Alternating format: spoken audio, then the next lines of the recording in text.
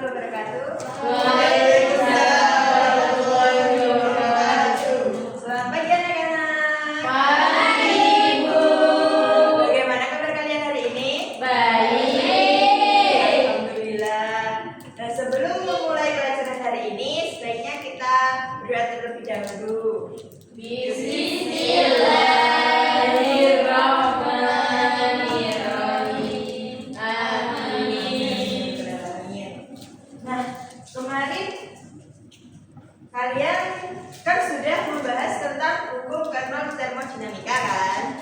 Karena waktunya tidak cukup, jadi ibu kan melanjutkan untuk minggu depan. Nah, kemarin kan kalian sudah diberi tugas untuk mempelajari tentang hukum 1 termodinamika. Nah,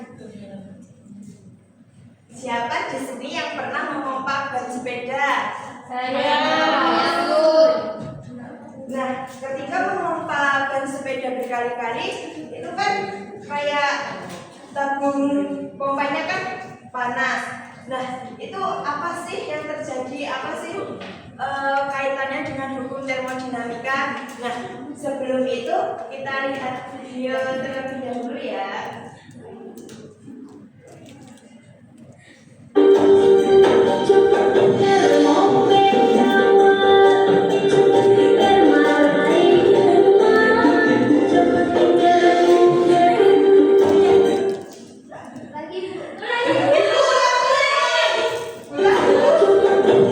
Perhatikan ya.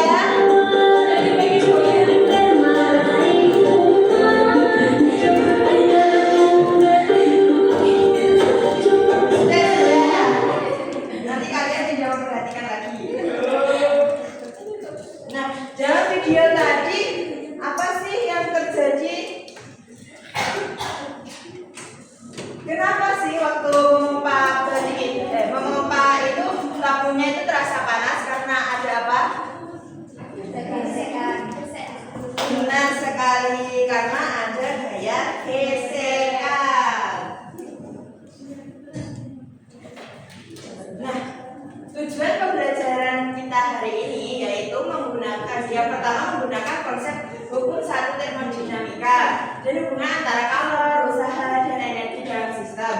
Terus yang kedua itu menganalisis peristiwa sehari-hari, misalnya mesin atau pendingin, terus berdasarkan prinsip hukum 1 termodinamika. Dan yang ketiga yaitu menilai penggunaan energi dalam suatu kasus dan mengaitkannya dengan prinsip kekekalan energi.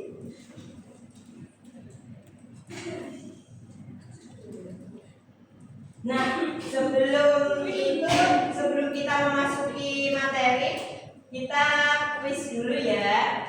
Kuis awal. Nah, silahkan masuk, linknya tadi sudah saya kirimkan. Untuk mengetahui seberapa paham kalian tentang hukum 1 termodinamika.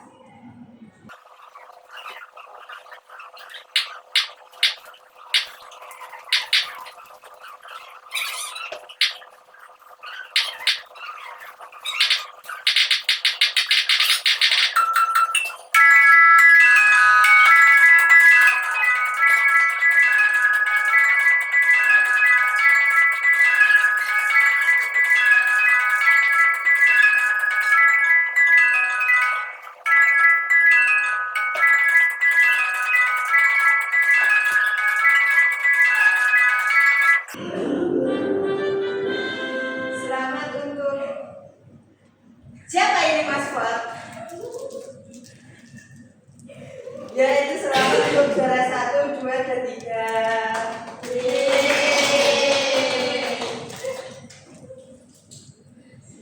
Nah, sekarang kita lanjutkan. Nah, tadi kan kita sudah lihat video pemancing itu tadi.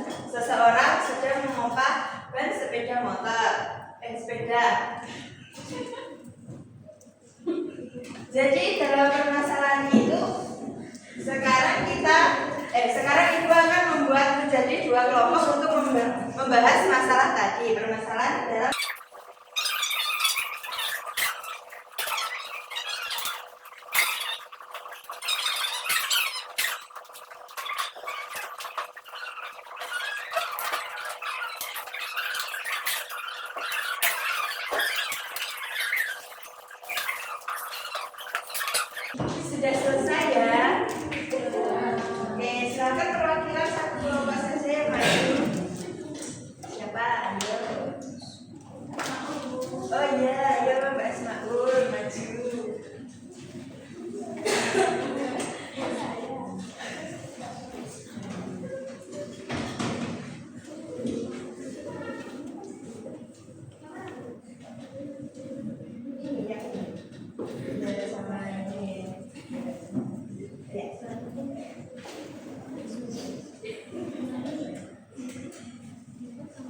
Baik,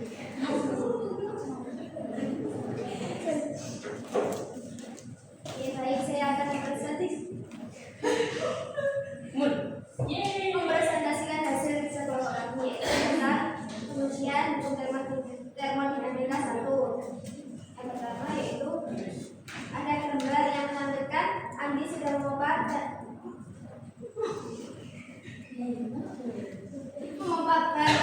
sepeda yang kempis. Setelah memompa beberapa kali, ia merasakan tubuh pompa menjadi hangat. Andi bertanya, mengapa pompa bisa menjadi hangat dipanaskan oleh api atau sinar matahari? Jawabannya, karena pompa sepeda menjadi hangat karena saat pompa ditekan, udara di dalamnya mengalami pemampatan atau kompresi. Untuk memampatkan udara, tangan melakukan kerja pada udara tersebut. Kerja yang diberikan menyebabkan energi dalam udaranya meningkat.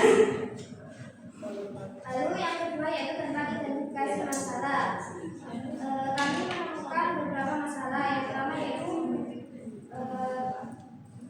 perubahan udara yang terjadi dalam pompa saat dipompa, yaitu di dalam pompa mengalami pemampatan atau kompresi. Lalu yang kedua, dari mana asal panas yang dirasakan oleh pompa, yaitu panas berasal dari kerja yang dilakukan tangan saat menekan pompa, yang kemudian meningkatkan energi dalam udara.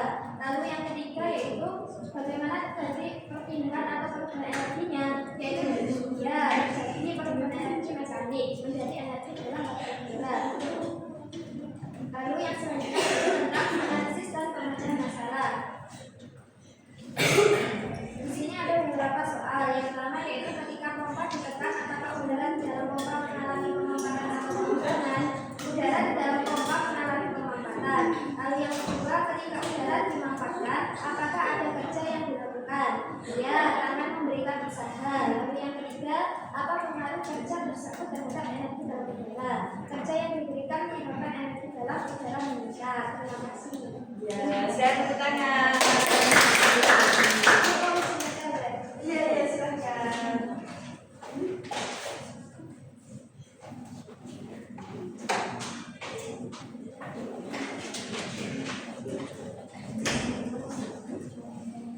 Bu, ini tuh kamar mandi. Iya, silakan. Baik, kita teruskan ya. Nah, Ibu di sini akan menjelaskan materi tentang pengertian hukum 1 termodinamika. Nah, hukum 1 termodinamika menyatakan bahwa energi tidak dapat diciptakan ataupun dimusnahkan, melainkan hanya bisa diubah bentuknya saja. Sesuai dengan bunyinya, maka energi yang diberikan oleh kalor pasti sama dengan kerja eksternal yang dilakukan ditambah dengan pemerolehan energi dalam karena adanya kenaikan temperatur. Secara tidak langsung, hukum 1 termodinamika ini berkaitan dengan kekekalan energi. Nah, selain itu, hukum ini juga menunjukkan bahwasanya setiap energi bisa berubah bentuk menjadi energi lainnya. Misalnya pada usaha atau pada usaha dan panas. Nah, itulah sebabnya secara tidak langsung hukum 1 termodinamika juga memiliki kaitan dengan hukum kekekalan energi.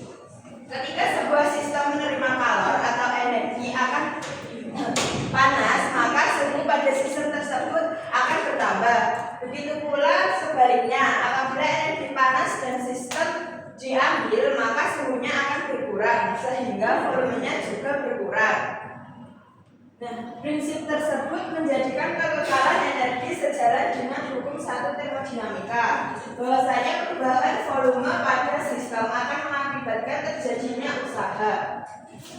Sementara perubahan suhu pada sistem menyebabkan energi dalam sistem berubah.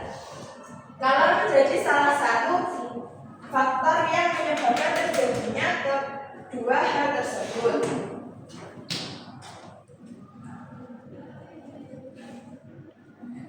Nah, rumus umum hukum 1 termodinamika yaitu delta U sama dengan Q dikurangi W.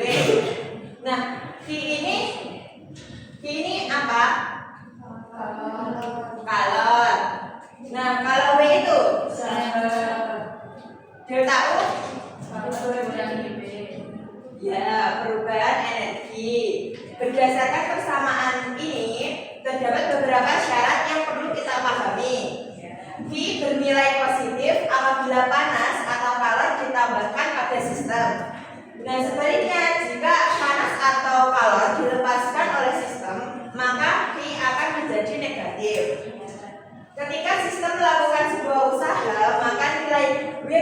positif. Sedangkan nilai W akan sama dengan negatif jika sistem menerima usaha dari lingkungan. Terus ketika mengalami kenaikan, delta U akan bernilai positif. Sedangkan ketika mengalami penurunan, maka delta U akan bernilai negatif. Siklus termodinamika. Pada hukum termodinamika terdapat siklus yang berperan sebagai sistem pembangkit tenaga. Nah, ini yang pertama itu siklus reversibel. Reversibel merupakan siklus yang terjadi secara bolak-balik. Kondisi ini terjadi karena adanya perubahan yang dialami keadaan awal tanpa mempengaruhi perubahan pada keadaan sekitarnya. Terus yang kedua itu siklus irreversibel. Irreversibel merupakan perlawanan dari siklus reversibel. Nah, yang ketiga itu siklus Carnot. Siklus Carnot merupakan siklus yang terjadi pada mesin Carnot yang bekerja terhadap siklus reversibel. Terus proses urusan termodinamika yang ada proses isotermal. Nah, setiap sistem yang mengalami perubahan energi di dalamnya merupakan bagian dari proses termodinamika. Jadi Q sama dengan W. Terus yang kedua itu proses isokorik. Nah, proses isokorik terjadi ketika gas mengalami proses termodinamika pada volume tetap delta V sama dengan 0. Terus yang ketiga yaitu proses isobarik. Proses isobarik juga disebut sebagai tekanan tetap. Nah, ini proses ini adalah sebagai kalau gas pada tekanan konstan. Yang keempat yaitu proses adiabatik. Proses adiabatik dalam hukum termodinamika adalah proses yang terjadi akibat adanya perubahan pada energi internalnya yang dialami gas murni. Nah, ini contoh soal. Terdapat energi panas sebesar 3000 Joule pada sebuah sistem. Apabila sistem tersebut melakukan usaha sebesar 2000 Joule pada lingkungannya, maka berapakah energi dalam sistem tersebut? Nah, ini kan diketahui ini sama dengan 3000 Joule, W-nya 2000 Joule. Nah, delta U tadi rumusnya sama dengan Q dikurangi W, 3000 dikurangi 2000 jadi 1000 Joule. Nah, di sini ada soal. Siapa yang mau menjawab? Ayo soal. Ada dua soal. Yang pertama ini, yang kedua ini. Siapa yang mau menjawab yang pertama? Saya. Ya, itu silakan maju.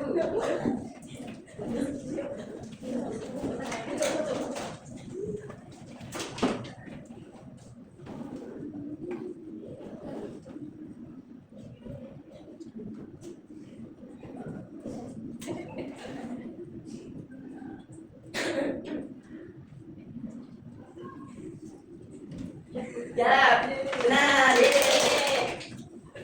Terus yang selanjutnya siapa? Saya. Ya, ayo silakan maju dulu. Ya, siapa?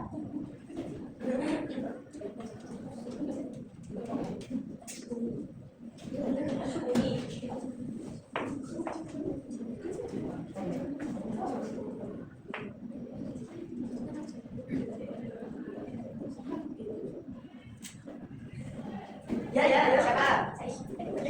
Ya, siapa? Masih tulis. Siapa? Ayo.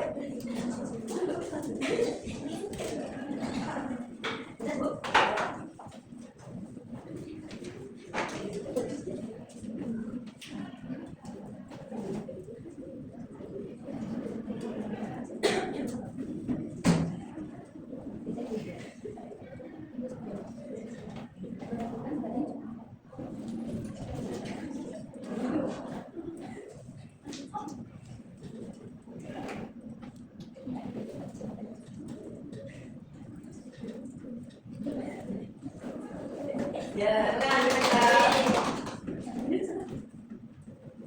nah itu tadi jawaban dari teman kita. Siapa yang mau menyimpulkan pembelajaran hari ini? Ya, silakan. Satu termodinamika menjelaskan hubungan Carnot diciptakan atau diciptakan hanya berupa bentuk. Bagus sekali. Nah, kalau contoh penerapan dalam kehidupan sehari-hari apa? Asik. Ya, AC. Pompa Ya, betul sekali. Nah, itu simpulkan lagi ya. Nah, hukum satu termodinamika menyatakan bahwa energi tidak dapat diciptakan maupun dimusnahkan. Nah, itu tadi kesimpulan hubungan kita. Terus dalam sistem thermal perubahan energi dalam ditentukan oleh kalor yang diterima atau dilepaskan sistem serta usaha yang dilakukan sistem sesuai persamaan tadi. Hubungan antara kalor, usaha dan energi dalam berbeda pada setiap proses termodinamika seperti isotermal, isokorik, isobarik, dan adiabatik. Meskipun demikian, seluruh proses tersebut tetap mematuhi prinsip kekekalan energi dan dapat digunakan untuk menjelaskan berbagai fenomena termal secara logis. Nah, pembelajaran kali ini sudah selesai. Nah, untuk pertemuan selanjutnya kalian mempelajari tentang hukum 2 dan 3 termodinamika ya. Jangan lupa belajar, tetap semangat. Nah, untuk tadi yang mendapatkan kuis, yang mendapatkan juara 1, 2, 3 sama yang mengerjakan LKPD.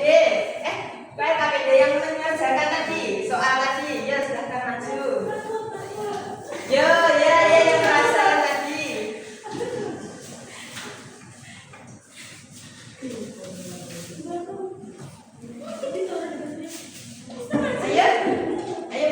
Ayo maju, jangan malu-malu. Ya, tadi siapa saja yang juara? Ya, ayo maju yang mengerjakan soal yang juara, ayo. Aku juara 1. Juara 1, 2 siapa? Juara 2 tadi. Ya. Wis. Oh, terus. Saya. 3 siapa? Saya kayaknya. Ya, ini dia. Bu, yang mengerjakan juga. Iya, yang mengerjakan. Yang mengerjakan juga tadi kamu mengerjakan kan? Iya. Enggak bisa. Enggak.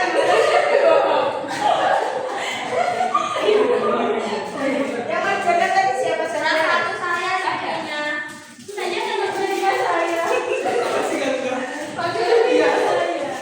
Oke, terima kasih ya. Yang tidak mendapat juara jangan bekerja lagi ya. Kan masih ada selanjutnya, pertemuan selanjutnya. Nah, terima kasih untuk hari ini. Tetap semangat. Jangan lupa belajar. Nah, itu tugas kalian untuk minggu depan. Mempelajari hukum 1, mempelajari hukum 2 dan 3 termodinamika ya.